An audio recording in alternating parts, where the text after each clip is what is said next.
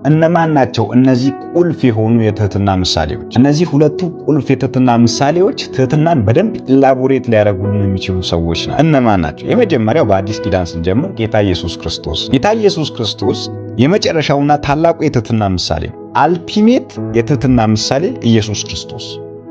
የመጨረሻው ጥጉ የትህትና ምሳሌ ጌታ ኢየሱስ ክርስቶስ። ማንም እንደ ክርስቶስ ትሁት ሆኖ ያወቀ የለም፣ አይኖርም።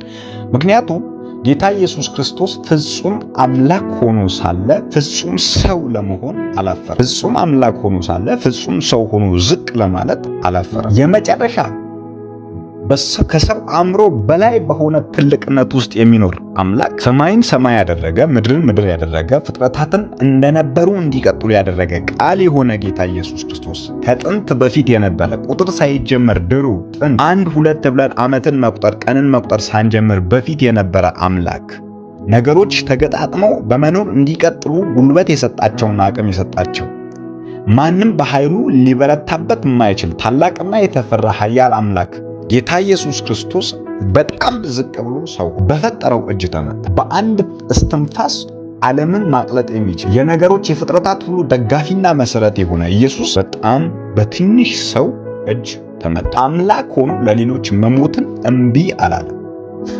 ኢየሱስ ክርስቶስ አምላክ ሆኖ ለሌሎች መሞትን ለሰዎች መሞትን እምቢ ያላለ ትሁትና የመጨረሻ የትህትና ምሳሌ ጌታ ኢየሱስ ክርስቶስ። ማርቆስ 10:45 ሉቃስ 22:7 መመልከት እንችላለን። በፊልጵስዩስ መጽሐፍ ላይ ምዕራፍ 2 ላይ በጣም ሄዳችሁ ከቁጥር 8 ላይ ሄዳችሁ ስታነቡ እዛ ጋር በግልጽ ቋንቋ ጌታ ኢየሱስ ክርስቶስ ምን ያህል ታላቅ ሆኖ ዝቅ እንዳለ ያብራራል።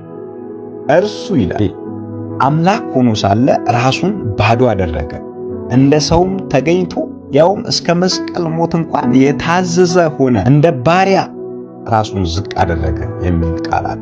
ፊልጵስዩስ መጽሐፍ ምዕራፍ 2 አንብቡ። ጌታ ኢየሱስ ክርስቶስ አምላክ ሆኖ የደቀ መዛሙርቱን እግር ዝቅ ብሏል። በዮሐንስ ወንጌል መጽሐፍ ምዕራፍ 13 ከቁጥር 15 ሌላችሁ ስትመለከቱ እግር ማጠብ የአንዲ የባሪያ አገልጋይ ሴት ስራ ነው። በአይሁድ ባሪያ የሆነ ሰው ነው ይህን ስራ መስራት ያለበት። ጌታ ኢየሱስ ክርስቶስ ግን አምላክ ሆኖ ሳለ ገዢ ሆኖ ሳለ የፍጥረታት ሁሉ ንጉሥ ሆኖ ሳለ ዝቅ ብሎ እግር ማጠብን እምቢ አለ። እግር ለማጠብ እንኳን የታዘዘ የሆነ አምላክ ነው። የትህትና መጨረሻ ነው ኢየሱስ። ትህትና ሲለካ ኢየሱስ ነው። የትህትና ልክ ኢየሱስ ነው። ማንም በኢየሱስ ክርስቶስ ልክ ትሁት ነው። ሁለተኛው ሙሴ። መጽሐፍ ቅዱሳችን ላይ በምድር ካሉ ሰዎች ሁሉ ይልቅ ሙሴ ትሁት እንደነበረ መጽሐፍ ቅዱሳችን ዘኍልቍ መጽሐፍ ምዕራፍ 12 ከቁጥር 13 ላይ ከቁጥር 3 ላይ ይናገራል። ዘኍልቍ መጽሐፍ ምዕራፍ 12 ከቁጥር 3 ላይ ሙሴ በምድር ካሉ ሰዎች ይልቅ በጣም ትሁት እንደሆነ በግልጽ ቋንቋ ይናገራል። እግዚአብሔር የእስራኤልን ሕዝብ አጠፋለሁ አለ። ከኃጢአታቸው የተነሳ እግዚአብሔር ሕዝቡን ሊቀጣ ወሰነ።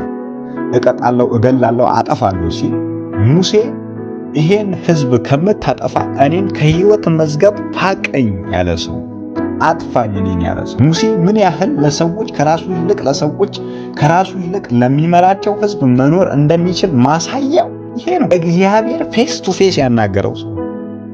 ማንንም በምድር እግዚአብሔር ፌስ ቱ ፌስ አናግሯል። ሰው ሆኖ ከእግዚአብሔር ጋር የተነጋገረ ፌስ ቱ ፌስ ከእግዚአብሔር ጋር የተነጋገረ ሰው ቢኖር ሙሴ። ነገር ግን ሙሴ እግዚአብሔር ሕዝቡን ሊያጠፋ ሲነሳ ሕዝቡን ከምታጠፋ እኔን ፋቀኝ፣ እኔን አጥፋ። ምን አይነት የሚገርም ትህትና! ስንቶቻችን ነን በመስሪያ ቤት፣ ስንቶቻችን ነን በትምህርት ቤት፣ ስንቶቻችን ነን በምንገባበት በምንመጣበት ቦታ ሁሉ ከኛ ይልቅ ለሰዎች የምንኖር፣ ከኛ ጥቅም የሰዎችን የምናስቀድም፣ ከኔ እሱ ይቅደም የምንል፣ ሰልፍ ቦታ ላይ ከኔ እሱ ይቅደም፣ ምግብ ቦታ ላይ ከኔ እሱ ይቅደም፣ እጅ መታጠብ ላይ ከኔ እሱ ይቅደም፣ ከኔ እከሌ ይቅደም የምንል ስንቶቻችን ነን? ሙሴ ግን በህይወት ጉዳይ እንኳን ሳይደራደር ከኔ ይልቅ እነሱ ይምሩ ያለ ታላቅ የእስራኤል ሕዝብ መሪ ነው። በዚህ ክፍል ሙሴ ከራሱ ይልቅ ለሕዝቡ እንደኖረ፣ ከራሱ ይልቅ ለሌሎች እንደኖረ መመልከት እንችላለን። እነዚህ ቁልፍ የሆኑ የትህትና ምሳሌዎች ናቸው ሁለቱ። የመጀመሪያው ኢየሱስ ክርስቶስ፣ ሁለተኛው ደግሞ